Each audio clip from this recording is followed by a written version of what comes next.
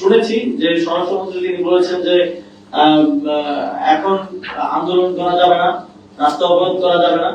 আমরা দেখছি যে অন্তর্বর্তীকালীন সরকারের সময় অনেক অযৌক্তিক এবং বিভিন্ন কারণে ছোটখাটো কারণে রাস্তা অবরোধ হয়েছে। আমরা সেটাকে অবশ্যই সমর্থন করি না এবং আমরা মনে করি যেহেতু একটি নতুন সরকার গঠন হয়েছে তাদেরকে তাদের কাজ করার ক্ষেত্রে এতটুকু সহযোগিতা জনগণের পক্ষ থেকে করা উচিত যে অকারণে অযোজিত ভাবে যদি কেউ রাস্তা অবরোধ না করে। কিন্তু একই সাথে কারো যৌক্তিক দাবিতে আন্দোলন করার, ভয়েস রেজ করার, কথা বলার অধিকারকেও আমরা কোনোভাবেই যেন হ্যাম্পার না হয়, কথা বলার অধিকার বঞ্চিত না হন সেটা নিশ্চিত করা আমাদের দায়িত্ব এবং আমাদের সংবিধান দেশের প্রত্যেক নাগরিককে এই অধিকারটা দেয়।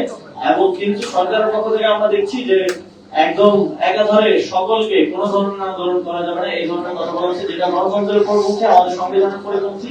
এবং আমরা এই ধরনের অ্যাপ্রোচ আগে সরকারের সময় দেখেছি যে বিরোধী দল যে কোনো কিছু নিয়ে নামলেই দলমত নির্বিশেষে সেগুলোর উপর দমন চালানো হতো। তো আমরা সরকারের প্রতি আহ্বান জানাবো এই জনগণকে বিভিন্ন রেডের নামে হয়রানি করা এবং এই সাংবাদিকদের উপর হামলা, সাধারণ জনগণের উপর হামলা, মারধর অকারণে যথেচ্ছভাবে করা, এইগুলো থেকে এগুলো বন্ধ করতে হবে। এবং আমরা জানি যে প্রত্যেকটি থানায় কিন্তু ইনফরমেশন আছে যে কারা মাদকের কারবারি করে, কারা চুরি করে, কারা ছিনতাই করে। তো স্পেসিফিকলি সেটা নিয়ে কাজ করতে, সেটা মানে এক ধরনের আই ওয়াশ হচ্ছে আর কি, মূল জায়গায় কাজ না করে জনগণকে ভয় দেখানোর এক ধরনের চেষ্টা হচ্ছে বলে আমরা মনে করছি।